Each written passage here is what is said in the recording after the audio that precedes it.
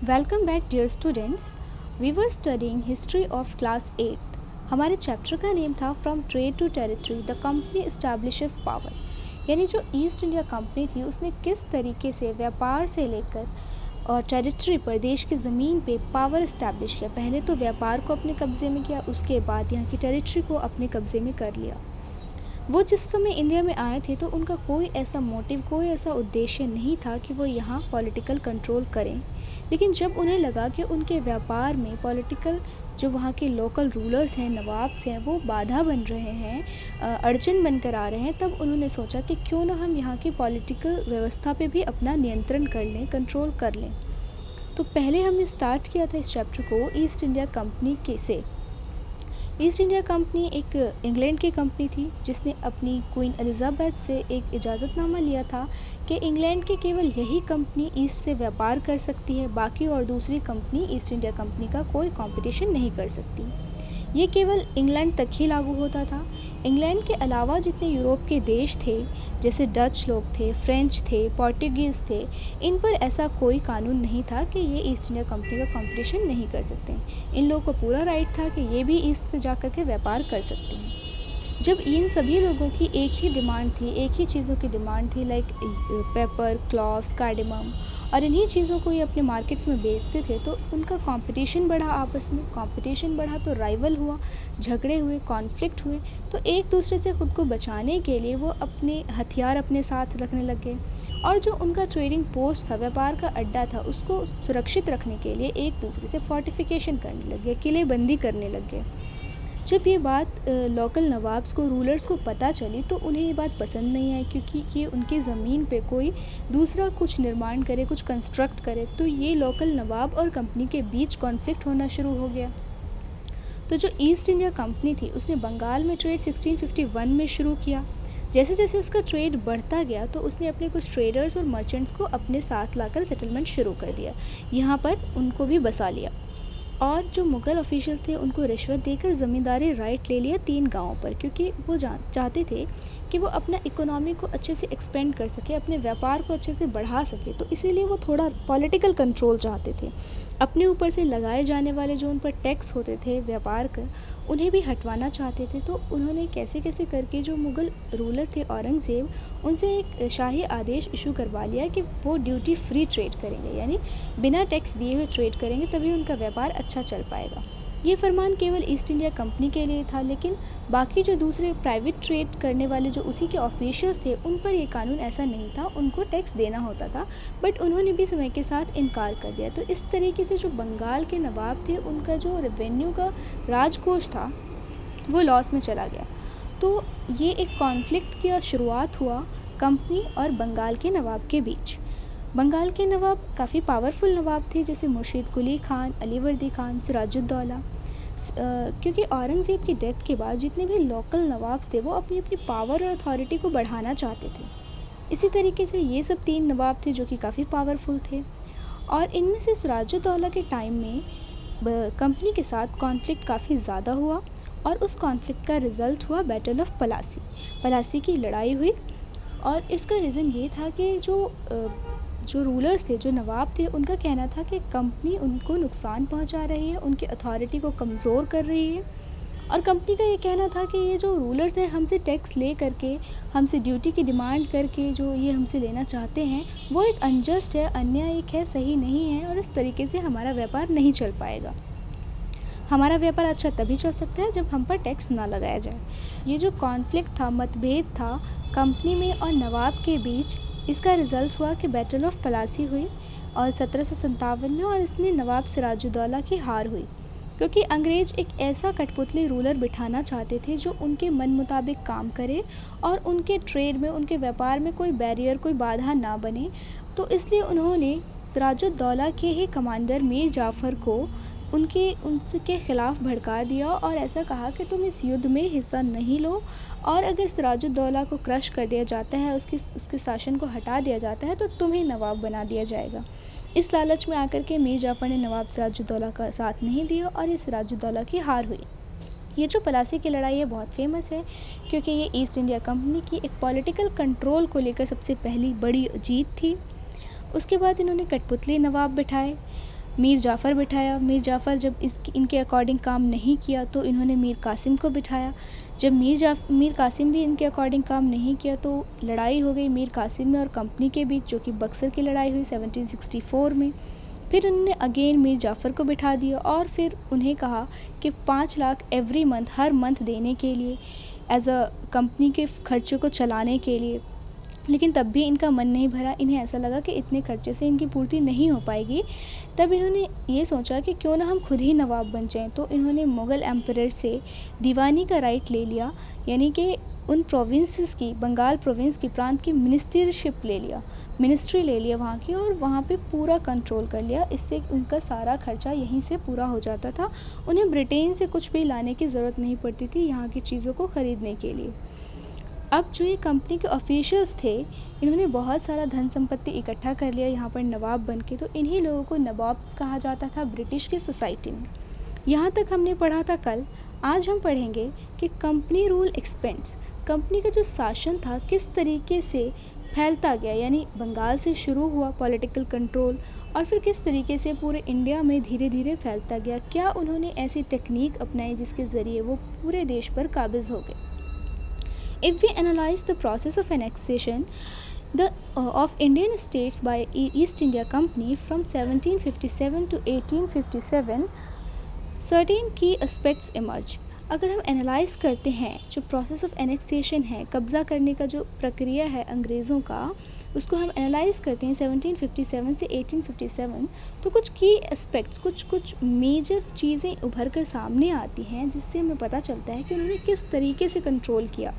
The company rarely launched a direct military attack on an unknown territory. Company की ये सोच थी कि वो डायरेक्टली किसी भी अनजानी टेरिटरी पर, इलाके पर बिना वजह अटैक नहीं करते थे। कंट्रोल करने का उनका तरीका होता था पॉलिटिकल, इकोनॉमिक और डिप्लोमेटिक मेथड्स। इन तरीक़ों से, राजनीतिक तरीक़ों से, इकोनॉमिक तरीक़ों से, डिप्लोमेटिक तरीक़े से, कूटनीतिक तरीके से वो स्टेट की टेरिटरी में इंटरफेयर करना चाहते थे, कब्ज़ा करना चाहते थे। डायरेक्ट मिलिट्री की झगड़ा लड़ाई नहीं करते थे। To extend its influence before annexing any Indian kingdom, किसी भी इंडियन किंगडम को एनेक्सी करने से पहले, कब्जा करने से पहले वो वहाँ पे राजनीतिक, आर्थिक और डिप्लोमेटिक, कूटनीतिक कंट्रोल करते थे। After the battle of Buxar 1764, the company appointed residents in Indian states. Battle of Buxar के बाद, 1764 के बाद बैटल ऑफ पलासी तो क्या हुआ, एक पॉलिटिकल जीत हुई। लेकिन बैटल ऑफ बक्सर के बाद उनको एक अच्छा खासा पॉलिटिकल कंट्रोल मिल गया था, काबिज हो गए थे वो पॉलिटिक्स पर। बैटल ऑफ बक्सर के बाद उनका कंट्रोल बढ़ गया था, तो उन्होंने अपनी कंपनी के कुछ रेजिडेंट्स अपॉइंट कर दिए इंडियन स्टेट्स में, हर इंडियन स्टेट्स में। दे वर पॉलिटिकल और कमर्शियल एजेंट्स। ये जो रेजिडेंट्स थे वो कंपनी के राजनीतिक और कमर्शियल यानी व्यापारिक एजेंट्स हुआ करते थे, और उनका काम होता था कंपनी के लिए काम करना और कंपनी के इंटरेस्ट को लेकर ही काम करना। Though the residents, the company officials began interfering in the internal affairs of Indian states. ये जो रेजिडेंट्स होते थे, इन्हीं के थ्रू, इन्हीं के ज़रिए जो कंपनी के ऑफिशियल्स होते थे वो इंडियन स्टेट्स के मामलों में दखलंदाजी करते थे, और ऐसे ही धीरे धीरे दखलंदाजी करके वो अपना कंट्रोल इस्टेब्लिश कर लेते थे। They tried to decide who was to be the successor of the throne and who was to be appointed in the administrative posts. वो कोशिश करते थे कि वो डिसाइड करें कि उस स्टेट की गद्दी पर कौन सक्सेसर होगा, कौन अगला राजा बनेगा, और एडमिनिस्ट्रेटिव पोस्ट पर जो ऑफिशियल्स पोस्ट होती है जो किंगडम की, साम्राज्य की, स्टेट की, उस पर किसको अपॉइंट किया जाएगा। यानी वो अपने मन मुताबिक, अपनी मर्ज़ी से चलने वाले सक्सेसर को बिठाना चाहते थे, और एडमिनिस्ट्रेटिव पोस्ट पे भी ऐसे ही लोगों को बिठाना चाहते थे। Sometimes the company force the states into a subsidiary alliance. कभी कभी जो कंपनी होती थी वो स्टेट्स को फोर्स करती थी सब्सिडरी अलायंस को एक्सेप्ट करने के लिए। सब्सिडरी अलायंस एक सहायक संधि होती थी जिसमें ये होता था कि जो ब्रिटिशर्स हैं, वो ईस्ट इंडिया कंपनी है, वो स्टेट को ये फोर्स करती थी कि वो उनकी आर्मी को अपने साथ ले। मतलब स्टेट को ये हक नहीं था कि वो इंडिपेंडेंट आर्मी रख सके, अपनी आज़ाद आर्मी रख सके। According to the terms of this alliance, इस संधि के मुताबिक Indian rulers were not allowed to have their independent arm forces. भारतीय राजाओं को इजाज़त नहीं थी कि वो अपनी स्वतंत्र आर्मी रख सकें। They were to be protected by company, उन्हें कंपनी की आर्मी की सुरक्षा की ज़रूरत होती थी, यानी कंपनी अब फोर्स से, बल से अपनी आर्मी उन्हें देती थी कि हमारी आर्मी रहेगी तुम्हारी आर्मी में, but had to pay for the subsidiary forces that the company was supposed to maintain for the purpose of this protection. लेकिन इस सब्सिडरी फोर्स के लिए ऐसा नहीं था कि कंपनी फ्री में देती थी, वो बदले में उनसे पैसे लेती थी उसको मेंटेन करने के लिए, इस पर्पस को मेंटेन करने के लिए, प्रोटेक्शन के पर्पस को। अगर इंडियन रूलर्स वो पेमेंट नहीं दे पाते थे तो वो उनकी टेरिटरी का, उनकी ज़मीन का कुछ पार्ट पेनल्टी के तौर पर, फाइन के तौर पर उनसे हड़प लेते थे, कब्जा लेते थे। बेसिकली ये उनका तरीका था कब्जा करने का, जो एक प्रोसेस के थ्रू वो करते थे। डायरेक्ट अटैक करते तो ज़्यादा एक्सपेंडिचर पड़ता शायद, लेकिन अगर ऐसे करते तो उनको ज़्यादा बेनिफिट भी हो रहा था। For example, when Richard Wellesley as Governor General 1798 and 1805, the Nawab of Awadh was forced to give over half of his territory to the company in 1801. Example है इसका कि जो रिचर्ड वेलेस्ली गवर्नर थे उस टाइम के 1798 से 1805 के बीच, उसने फोर्स किया नवाब ऑफ अवध, अवध के नवाब को उसकी टेरिटरी का, उसके इलाके का आधा हिस्सा कंपनी को देने के लिए 1801 में, क्योंकि वो फेल टू पे द सब्सिडरी फोर्सेस, क्योंकि वो सब्सिडरी फोर्सेस का जो एक्सपेंडिचर था, जो कंपनी ने उसके ऊपर सब्सिडरी फोर्स थोप रखी थी, उसके बदले जो कंपनी को पैसा देना पड़ता था वो नहीं दे पाया था। यानी हर तरीके से अपना ही फ़ायदा इनका, फोर्स भी देनी है तो उसके बदले में पैसा लेना है, अगर पैसा नहीं दे पाए तो टेरिटरी पर भी कब्जा कर लेना है। अगर इसकी जगह पे ये लोग लड़ाई करते तो इनकी अपनी आर्मी खर्च होती और वॉर का पूरा एक्सपेंडिचर खर्च होता, यहाँ इनको सब चीज़ें मिल रही थी। Hyderabad was also force to cede territories on similar ground. Hyderabad की जो टेरिटरीज थी उनको भी इसी तरीके से फोर्स से, बल प्रयोग से हड़प लिया, इसी ग्राउंड्स पर, यानी इसी बेसिस पर। ये जो फिगर 7 है, नवाब शुजाउद्दौला जो कि अवध के नवाब थे, वो अपने बेटों के साथ खड़े हैं और उनके सामने ब्रिटिश रेजिडेंट्स हैं, जो रेजिडेंट्स अपॉइंट किए जाते थे कंपनी के पॉलिटिकल और कमर्शियल मोटिव को ध्यान में रखते हुए, जो इंटरफेयर करते थे इनके मैटर्स में और इनके सक्सेसर्स को डिसाइड करने में, एडमिनिस्ट्रेटर्स को एडमिनिस्ट्रेटिव पोस्ट पे लोगों को डिसाइड करने में, ये वही रेजिडेंट्स हैं। Painted bye Tilly cattle oil 1772। ये जिसने ये पेंटिंग बनाई है उसका नाम है टिली कैटल, ऑयल पेंटिंग है जिसने 1772 में बनाई है। Treaties that followed the battle of Buxar force Nawab Shujauddaula to give up much of his territory. जो बंगाल के नवाब थे उनका नाम सिराजुद्दौला था और जो अवध के नवाब थे उनका नाम था शुजाउद्दौला। दोनों अलग हैं, लगता है सेम नाम दिखने में, बट दोनों अलग थे। तो जो बैटल ऑफ बक्सर के बाद जितनी भी ट्रीटीज़ हुई उसमें शुजाउद्दौला को अपनी बहुत सारी पावर, अपनी बहुत सारी अथॉरिटी को गिव अप करना पड़ा, छोड़ना पड़ा, क्योंकि उनकी शक्ति कमज़ोर हो गई थी, क्योंकि उस समय तक ब्रिटिश पॉलिटिकल थ्रोन पे काबिज हो गए थे, कब्जा कर लिए थे। However he poses in regal splendour towering over the resident. उनकी बहुत सारी अथॉरिटी छीन ली गई थी, कब्जा छीन लिया गया था, तब भी इस पिक्चर में उन्हें एक शान शौकत के साथ दिखाया जा रहा है, टावरिंग ओवर रेजिडेंट के सामने खड़े बहुत ही शान शौकत में, जो उनकी पुरानी शान शौकत थी उसमें दिखाया जा रहा है। What power did residents have? अब रेजिडेंट्स के पास क्या पावर थी उसके बारे में हम पढ़ेंगे। This is what James Mill, a famous economist and political philosopher from Scotland, wrote about the residents appointed by the company. ये जो आर्टिकल है छोटा सा, ये जेम्स मिल द्वारा लिखा गया है, जो कि बहुत ही मशहूर इकोनॉमिस्ट थे, अर्थशास्त्री थे, पॉलिटिकल फिलोसोफर थे और स्कॉटलैंड के थे। यूनाइटेड किंगडम में जगह है स्कॉटलैंड, वहाँ के थे। हमने फर्स्ट चैप्टर में भी इसके बारे में पढ़ा था कि जो इंडियन हिस्ट्री को 3 पार्ट्स में डिवाइड किया गया था, हिंदू, मुस्लिम एंड ब्रिटेन्स के बेसिस पर, वो जेम्स मिल ने ही किया था। जेम्स मिल ही लिखता है रेजिडेंट के बारे में, रेजिडेंट की क्या पावर थी। We place a resident who really is king of the country. ये कहते हैं रेजिडेंट हम प्लेस करते थे, हम अपॉइंट करते थे, जो कि वास्तव में किंग की तरह ही होता था उस कंट्री का, यानी उसका पूरा कंट्रोल होता था उस टेरिटरी पर। बस जो राजा होता था वहाँ का, वो सिर्फ नाम मात्र का केवल होता था। Whatever injections of non interference ही में एक्ट अंडर। जितनी भी इंजेक्शंस में यहाँ पर इंस्ट्रक्शंस पे से हैं, जितनी भी इंस्ट्रक्शंस आती थी कंपनी के थ्रू कि कहाँ पर इंटरफेयर करना है, कहाँ पे नॉन इंटरफेयर करना है, उसी के मुताबिक ये काम करते थे, यानी इनडायरेक्ट तरीके से कंपनी का ही शासन था। as long as the prince acts in perfect subservience and does not what is agreeable to the residents, that is to British government, things go on quietly. जब तक जो प्रिंस, जो वहाँ के राजा या राजकुमार जो भी होते थे, वो सब सर्वेंस में काम करते थे, यानी सबमिसिवनेस में, यानी कि जो वो रेजिडेंट्स थे उनसे दबकर उनकी सहमति के मुताबिक काम करते थे, जो कि ब्रिटिश गवर्नमेंट के कंट्रोल में थे। जो रेजिडेंट्स यानी ब्रिटिश गवर्नमेंट की सहमति के मुताबिक जब काम करते थे ये प्रिंस, तो सब कुछ क्वाइटली होता था, सब कुछ शांतिपूर्वक होता था। They are managed without the residents appearing much in the administration of affairs. जब तक उनका काम बिना एडमिनिस्ट्रेशन अफेयर में इंटरफेयर किए चल जाता था, तब तक तो सही था। यानी उनकी सारी बातें जो प्रिंसेस थे वो मान लेते थे बिना किसी आनाकानी किए, तब तक वो उनके राज का शासन में कोई हस्तक्षेप नहीं करते थे। But when anything of a different nature happens, that the moment the prince takes a course which the British government think wrong, then comes clashing and disturbance. लेकिन जब भी कुछ डिफरेंट होता था, कुछ अलग होता था, और जिस मोमेंट पे प्रिंस कुछ अलग सोच रखते थे जिसकी जो ब्रिटिश गवर्नमेंट को रॉन्ग लगता था, गलत लगता था, तब क्लैश हो जाता था, यानी झगड़े हो जाते थे और डिस्टर्बेंस हो जाता था। Tipu Sultan the tiger of Mysore.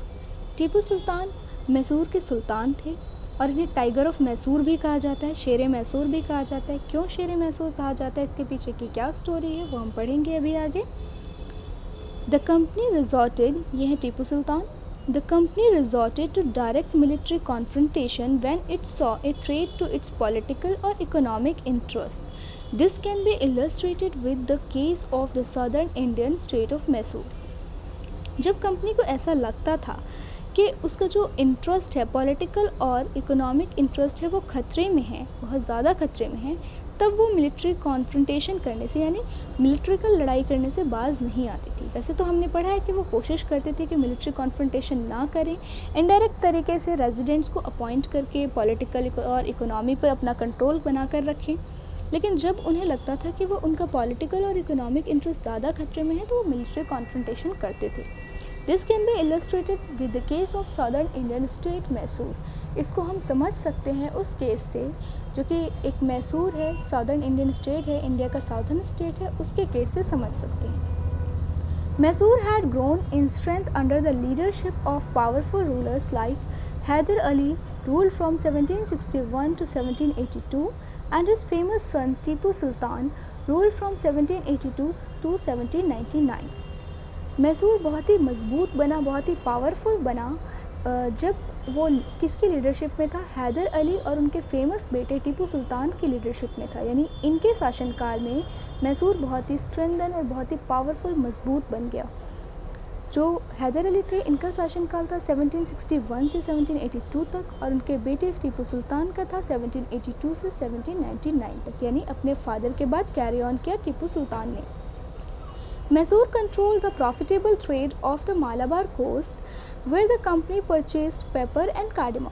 जो मैसूर था उसका एक प्रॉफिटेबल ट्रेड था, बहुत ही प्रॉफिटेबल ट्रेड था, उस पर कंट्रोल करते थे मालाबार कोस्ट के। मालाबार कोस्ट साउथ में पड़ता है, जहाँ से कंपनी पेपर और कार्डेमम, काली मिर्च और इलायची खरीदती थी, वहाँ के कोस्ट पर मैसूर का कंट्रोल था। In 1785, Tipu Sultan stopped the export of sandalwood and paper and cardamom through the ports of his kingdom and disallowed the local merchants from the trading with the company. 1785 में टीपू सुल्तान ने export करने से मना कर दिया sandalwood का, संदल की लकड़ी का, काली मिर्च का और कार्डेमम का अपने पोर्ट से, ऑफ हिज किंगडम, उसके अपने पोर्ट के किंगडम से इन चीज़ों का एक्सपोर्ट करने से मना कर दिया, क्योंकि ये जो एक्सपोर्ट होता था ये ब्रिटिशर्स के लिए होता था। और जो उसके लोकल मर्चेंट्स थे, उसकी टेरिटरी में आने वाले लोकल मर्चेंट्स थे, उनको भी मना कर दिया कि वो कंपनी के साथ व्यापार ना करें। He also established a close relationship with the French in India. और जो मैसूर के सुल्तान टीपू सुल्तान थे, उन्होंने बहुत ही अच्छी रिलेशनशिप स्थापित कर ली थी फ्रेंच के साथ। ब्रिटिशर्स से तो वो अपोजिशन था उनका, लेकिन फ्रेंच के साथ एक अच्छा रिलेशनशिप था, और फ्रेंच की मदद से ही अपनी आर्मी को भी बहुत मॉडर्नाइज किया, बहुत ही स्ट्रॉन्ग कर लिया। The British were furious. British ऐसी चीज़ों को देखकर बहुत ही आग बबूला हो गए। They saw Hyder and Tipu as ambitious, arrogant and dangerous rulers who had to be controlled and crushed. Britishers को ऐसा लगा कि जो ये रूलर्स हैं, राजा हैं, हैदर और टीपू सुल्तान जैसे बहुत ही एम्बिशियस हैं, बहुत ही बड़े हौसले वाले हैं, बहुत ही एरोगेंट हैं, घमंडी हैं और बहुत ही डेंजरस हैं। उन्हें ऐसा लगा कि ये हमारा जो कंट्रोल है उस पर ये खतरा साबित हो सकते हैं। तो इसलिए उनका मानना था कि ऐसे रूलर को कंट्रोल किया जाना चाहिए और क्रश कर दिया जाना चाहिए, हो सके तो इनकी शासन को कुचल दिया जाना चाहिए। 4 wars were fought with Mysore 1767 to 1769, 1780 to 1784, 1790 to 92 and last 1799, यानी उनकी 4 लड़ाइयाँ हुई मैसूर से 1767 टू 69, पहली, दूसरी, तीसरी, चौथी। जो फाइनल लास्ट बैटल थी, जो कि बैटल ऑफ सेरिंगपट्टनम के नाम से फेमस है, उसमें कंपनी को अल्टीमेट फाइनली विक्ट्री मिली, कंपनी जीती। पहले की 3 बैटल्स में कंपनी हार गई। Tipu Sultan was killed defending his capital Seringapatam. Tipu Sultan final last battle में 1799 की बैटल में अपनी कैपिटल सिटी को बचाते हुए उनकी डेथ हो जाती है। Mysore was placed under the former ruling dynasty of Wadayars and a subsidiary alliance was imposed on the state.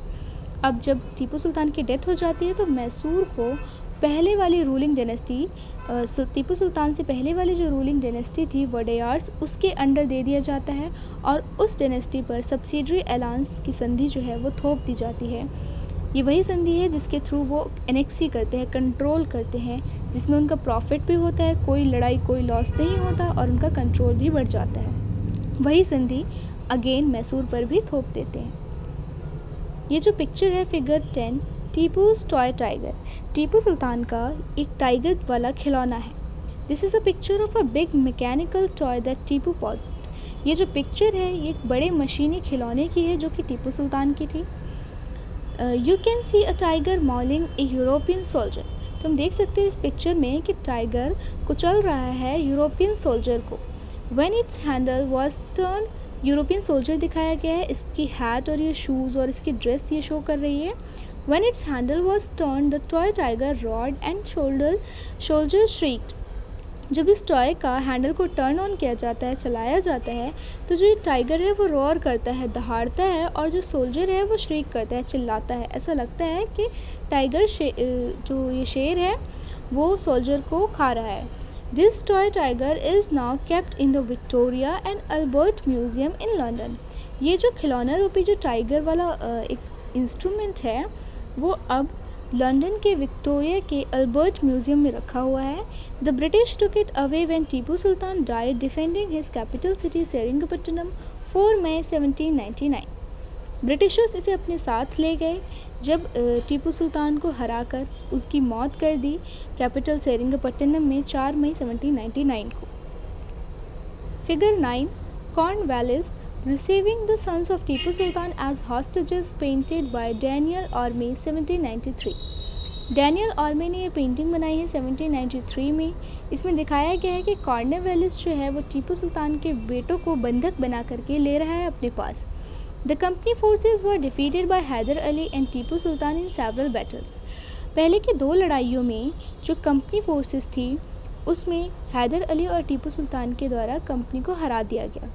But in 1792 की बैटल में भी हरा दिया गया था, लेकिन जो 1792 की बैटल है उसमें थोड़ा टीपू सुल्तान की पावर कमज़ोर पड़ गई थी, क्योंकि अकेले टीपू सुल्तान पर 3 पावर्स ने अटैक किया था, मराठा ने, निज़ाम ऑफ हैदराबाद ने और कंपनी ने। Tipu was forced to sign a treaty with the British by which 2 of his sons were taken away as hostages.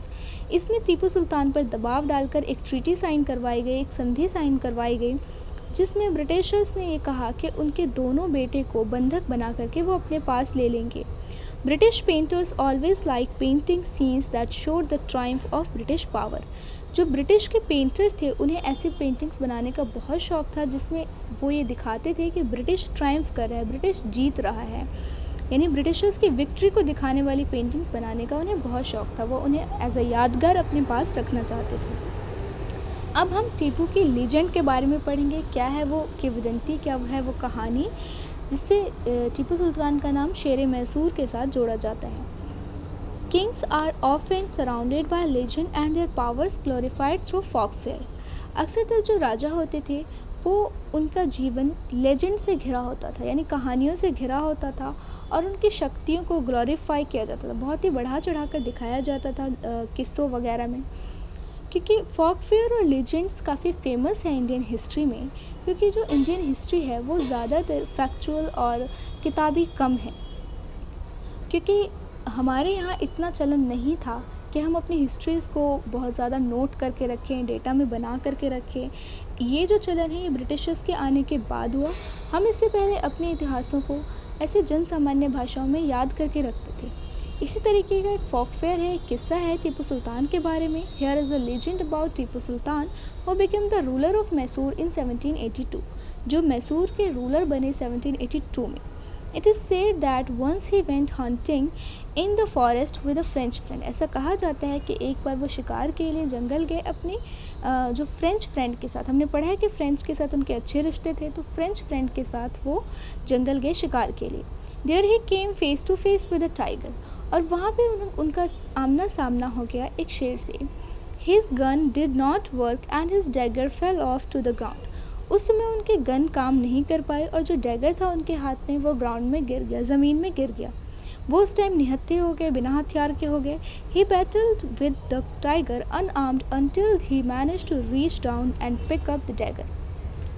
जब तक वो अपने डैगर को उठाते और उनसे अपने हाथ में लेते, तब तक उन्हें शेर से बिना हथियार के ही लड़ना पड़ा। Finally he was able to kill the tiger in the battle. आखिरकार उन्होंने उस लड़ाई में टाइगर को मार दिया, शेर को मार दिया। After this he came to be known as tiger of Mysore. इसी इंसिडेंट के बाद टीपू सुल्तान को शेर मैसूर कहा जाता है, टाइगर ऑफ मैसूर कहा जाता है। He had the image of the tiger on his flag. उसके झंडे पर जो फ्लैग है उस पर टाइगर का इमेज इसीलिए बना हुआ है। सो जो अगले टॉपिक्स हैं उसे हम नेक्स्ट वीडियो लेक्चर में कवर करेंगे। तब तक के लिए bye bye and take care.